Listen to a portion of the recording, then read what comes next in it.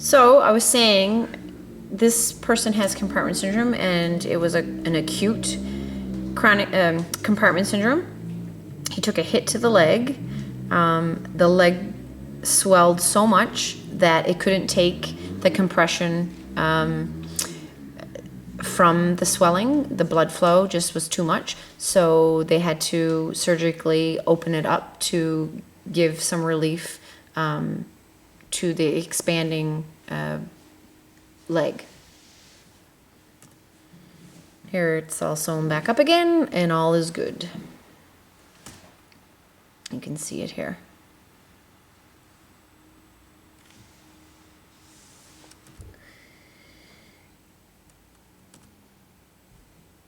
So with compartment syndrome, we want to do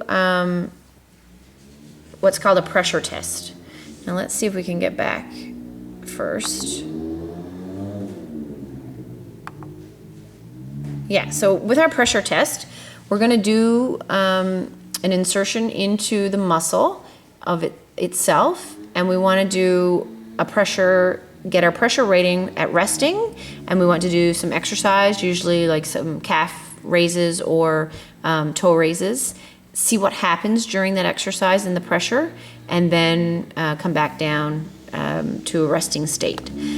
So criteria for abnormal pressure would be, for compartment syndrome, resting pressure would be less than 30. Immediate, in 15 seconds after the exercise, the pressure is less than 60, and 2 minutes after exercise, the pressure is less than 20. If you have any of the above, those are the criteria for showing compartment syndrome. That's just showing Tessa Virtue. She had compartment syndrome actually a few times and underwent surgery. Okay. So that is showing the pressure test. Again, it just gets inserted. That's hooked up to a machine to show the pressure, and away you go. Here is the little slits, if you can see them. That's called a fasciotomy. So if you have a chronic compartment syndrome, so when you exercise, that muscle fills up with blood and expands bigger than the capability of the fascia to handle it. So you get what's called drop foot. So your foot itself wants to flop down onto the ground while you're running, that type of thing, or exercising. It's hard to control your foot because the blood flow there's so much pressure from that blood flow going into the muscle that you lose control. It might go to sleep. Your foot might have just pins and needles and eventually go to sleep, but that's chronic compartment syndrome. Sometimes it can become a little bit shiny and red, but that's usually more the acute compartment syndrome from a direct hit to it. And so you want to open up the fascia. So little slits are put into the fascia, the covering on the muscle, so that that muscle can now expand more during activity.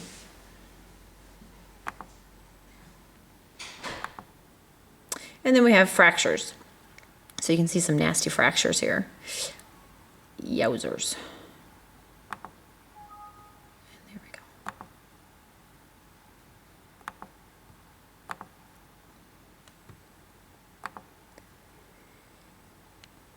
All right, onto the foot.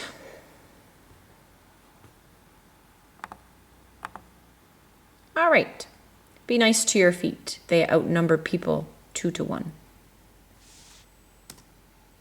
Foot facts. All right, an average person takes between 10,000 to 15,000 steps per day. And obviously now we have those Fitbits that we wear that we can track how many steps we're actually taking per day.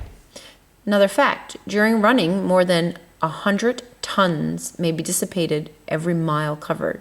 So that is an insane amount of intensity going through our legs. from running.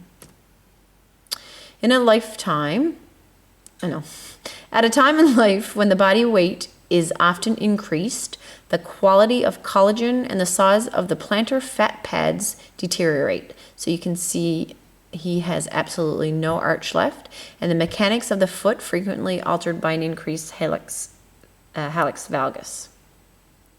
So that is a drastic change in somebody's foot.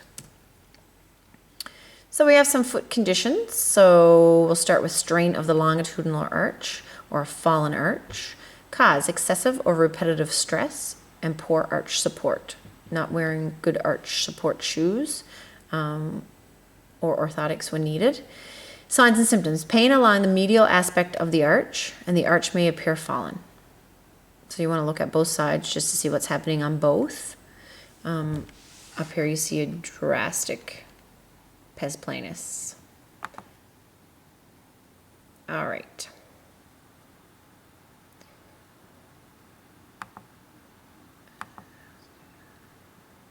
So sometimes we can tell what's going on by the wear on the foot, like where are your calluses, where are your blisters, that type of thing. So for treatment, we want to do our regular rehab with taping, triple arch support. We want to do some gradual calf stretching. We want to do some modalities. We want to look at our footwear. There's other things that we want to do for treatment, but these are 4 things that work really well and help with that type of thing.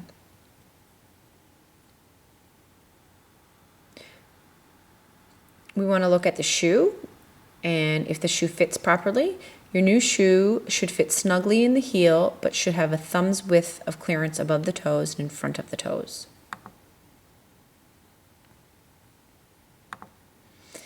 All right, our second condition is plantar fasciitis. Our cause would be excessive strain to the plantar fascia and overtraining. Some signs and symptoms: point tenderness on the medial band close to the heel. So right here, we get a really, really pinpointable pain when we push on right here, right? You get an inflammation there where the attachment to the tuberosity of the calcaneus is. Feels like a stone bruise. That's lots of patients sometimes tell you, or it feels like there's a stone right there when I'm walking. Way more painful in the morning because the plantar fascia is like a saran wrap type material. So in the morning it's stiffer, more stiff. Painful while dorsiflexing the toes. So if you were to grab onto the toes and overpressure into dorsiflexion, then you would get a pain, more of a pain because you're stretching that plantar fascia. Let's see if we can see a picture of that. Yeah. So right here, pinpointable, and we get a stretch in that plantar fascia.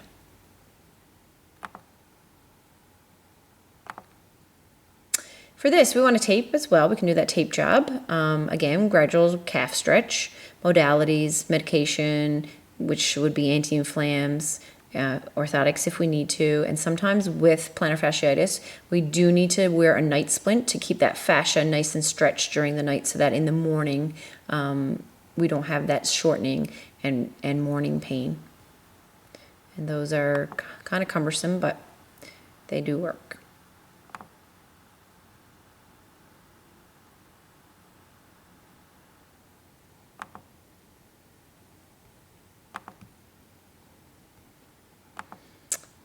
All right, next one would be cuboid subluxation.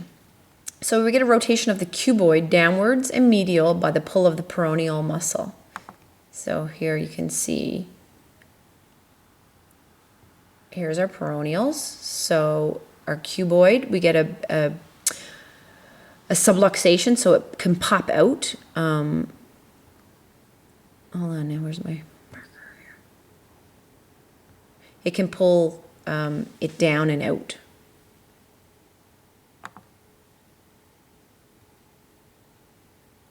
Causes training on uneven surfaces, and also pronation in the foot can be a factor.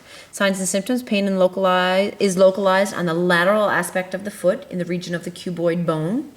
Pain with running and walking. Let's see if we can see another picture. Yes, so we're going to get pain right in here. That's where the cuboid is. We want to tape. Maybe use an orthotic device, and we want to do a manipulation of the cuboid. If it's out, we want to put it back in, and then we want to stabilize in that position. We have interdigital neuroma, also known as Morton's neuroma. The cause is the nerve becomes entrapped between the metatarsal heads. So in here, we get an inflammation when the nerve becomes entrapped between the two metatarsal heads. Get like electric shock feel going out into those toes. Usually involves the third planar interdigital nerve, and we get a numbness around in that skin that's in that area. So we want to treat this. We want to give a metatarsal arch support to take that pressure off so that we don't get the pinching. Maybe an orthotic. Sometimes you might need a local injection, and sometimes, if it's that bad, surgical procedure.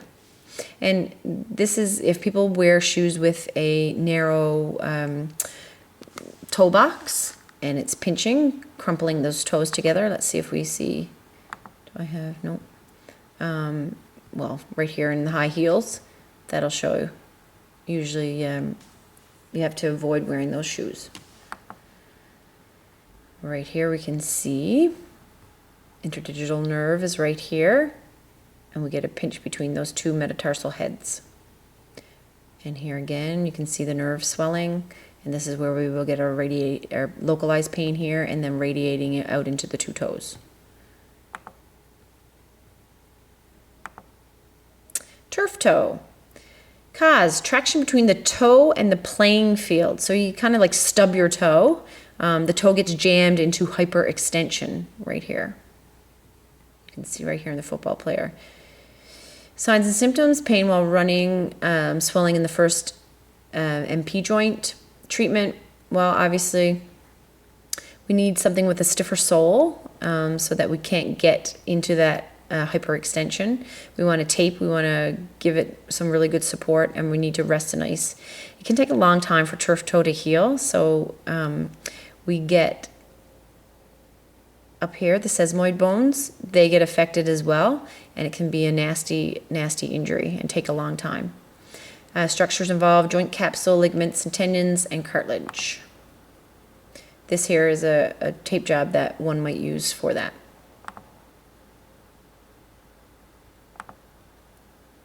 And that is a turf toe stuck there in that position. And I believe we'll get into a bit of blisters. So blisters are caused obviously by friction, shearing force. It's a hot spot, a clear or blood-filled bubble, and it could be torn skin. So we will go over some blister treatment in our lab, but it's important to keep it clean. It's important to wear proper footwear. Shake powder into shoes might work sometimes. Make sure you're wearing clean socks, sometimes 2 pairs. If you have a hot spot, then put a lubricant between the 2 pairs of socks. And again, recognize hot spots. Don't keep going when you feel something burning. That can turn into a nasty, nasty, nasty blister. All right. That one's done. Okay, if you're watching this, I'm just going to give you a little bit of information. My 2 kids' names are Finley and Tate. So if you have watched this video, then you may need to know that at some point. That's all I will say.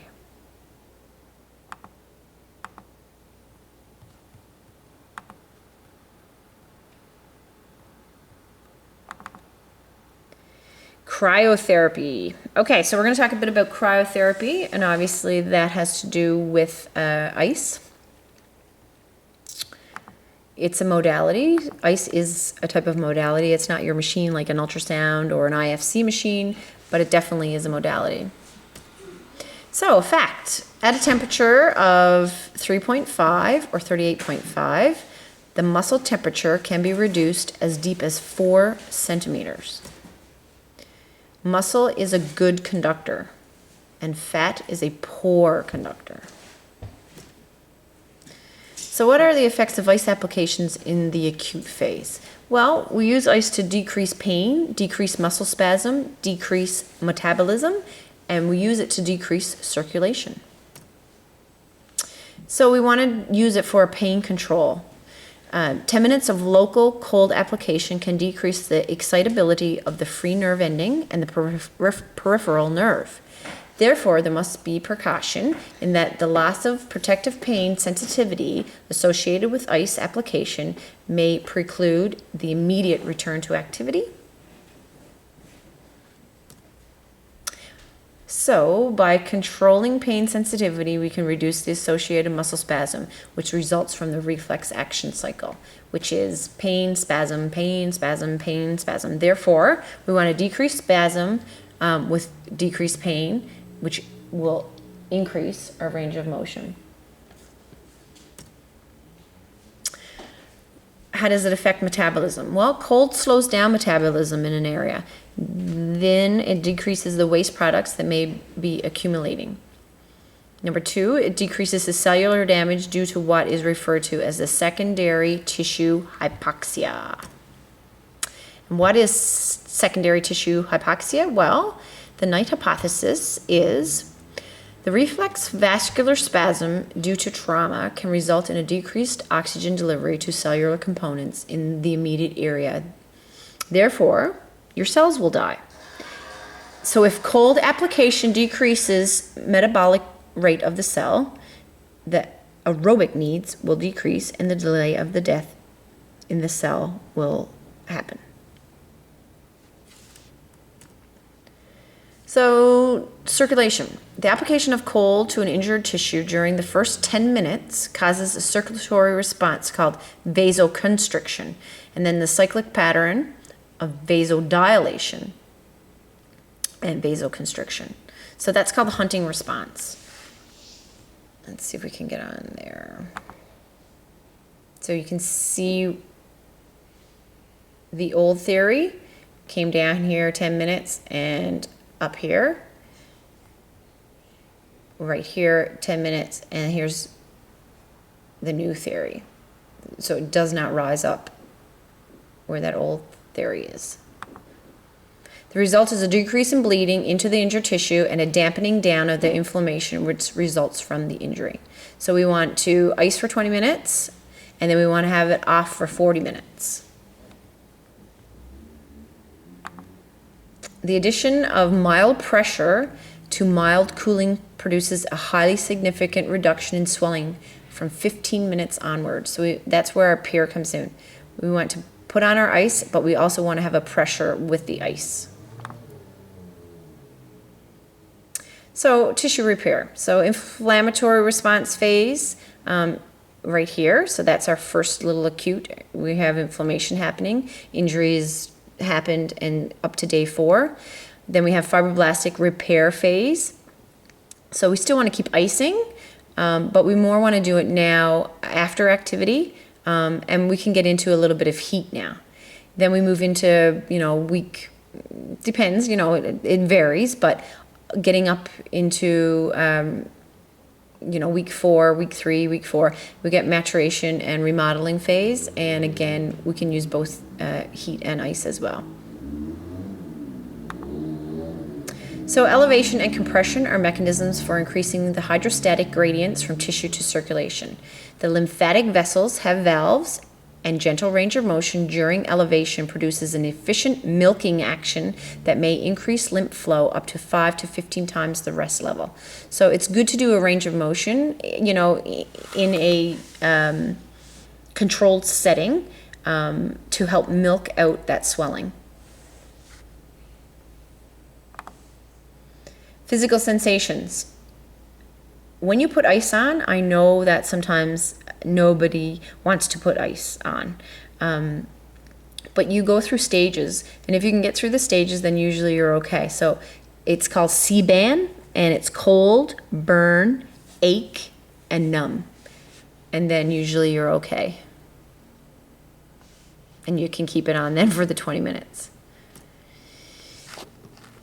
How do we apply cold? Well, we can apply cold in different ways. We can have an ice massage. So here's a cup in a freezer. You take it out, rip some of the cup off, and we do a massage. Just our normal ice bags. It doesn't have to be ice. It can be snow. It can be frozen peas. Or we do an immersion into a whirlpool up here. Or we do an ice bucket if you need to. If you don't have a whirlpool. And we will do this in lab, but this is how to make an ice pack. So contraindications and precautions. Well, one of the contraindication and precautions would be Raynaud's phenomenon. So Raynaud's is the fingers become white due to the lack of blood flow, and then blue as vessels dilate to keep the blood in the tissue. Finally, they become red as the blood flow returns. So you can get actual white happening in the finger. So we don't want to ice anybody who has that.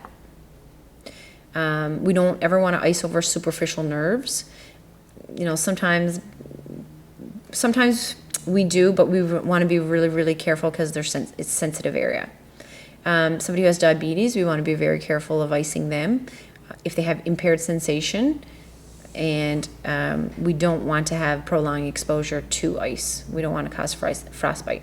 So don't think more is better. 20 minutes is sufficient for ice application.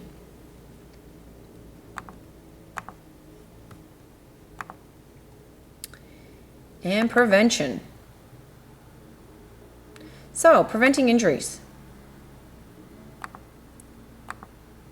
You definitely can't prevent all injuries, but you can minimize some.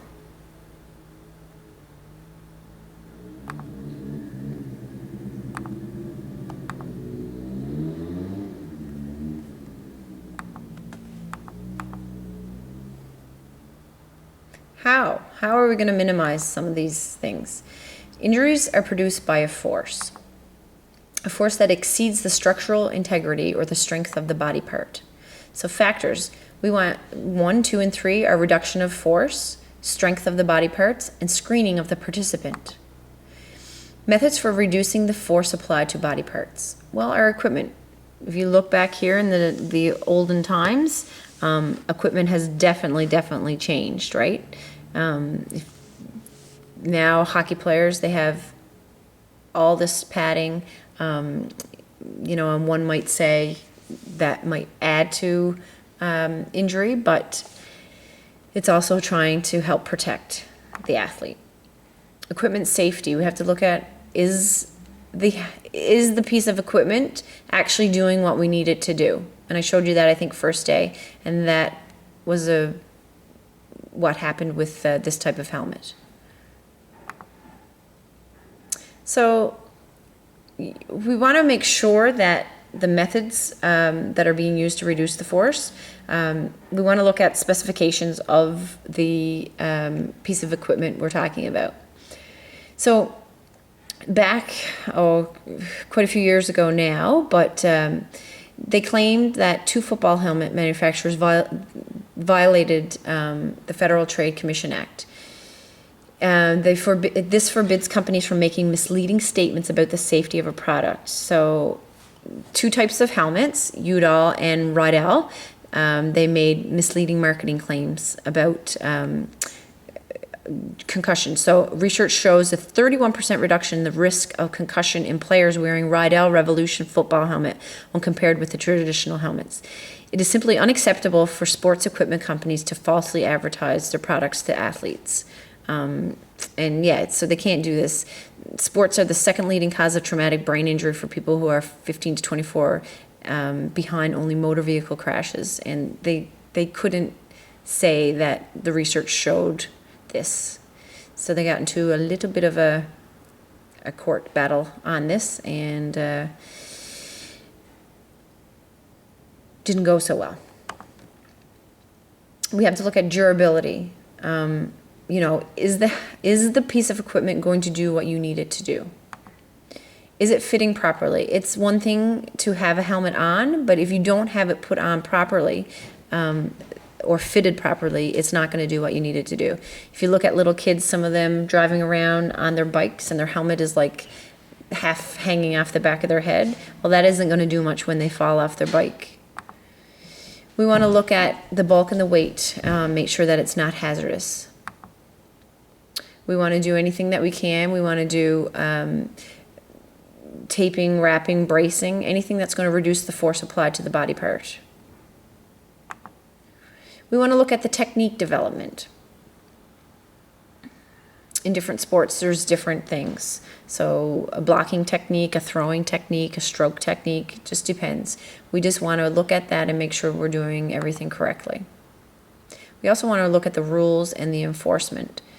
Rules are there for a reason, and if they aren't enforced, then it can get out of control and injury can take place. And I think it's called sparing. Yes, sparing. That used to be legal, but now obviously in football it's not. It was quite dangerous, and there's always rules being implemented, and usually it's for the safety of the athletes. Volleyball, we have the over center line now rule. Rugby, injury replacement rule. Hockey, checking from behind obviously is a no-no, and mandatory mouth guards. So those are things, just little rules and enforcement that can change the injuries that take place. And that's just some information. We want to look at the facility. We want to make sure that the field conditions are safe. The rink conditions, gym conditions, weather conditions, we want to make sure that everything is safe.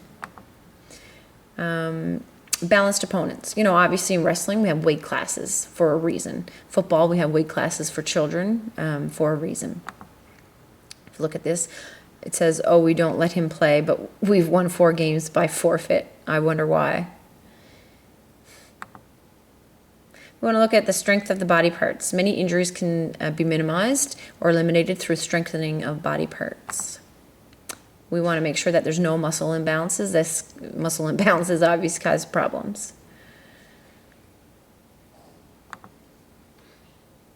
When do we condition? Just wait now, Tate. When do we condition? Well, we want to condition in different ways during preseason, in-season, and off-season. We want to do some strength conditioning, we want to do some endurance, we want to do some power, flexibility, but we also got to know when we're doing this and is it the proper time. We want to screen our athletes. We need to give them physical exams to make sure that they aren't showing any predisposing factors for injury. Our medical team does administer them. And we want to determine if they're fit for participation. Obviously, this lady's quite fit and flexible. Determine if fit for counseling, identification of silent disease, and establish a profile for the athlete's health.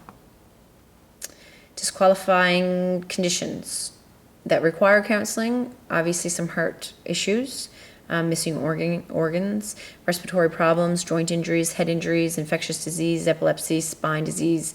Those are things that we need to look at more closely then. And things improve when our attitude improves. We don't want to have that win at all cost attitude. That does lead to injury.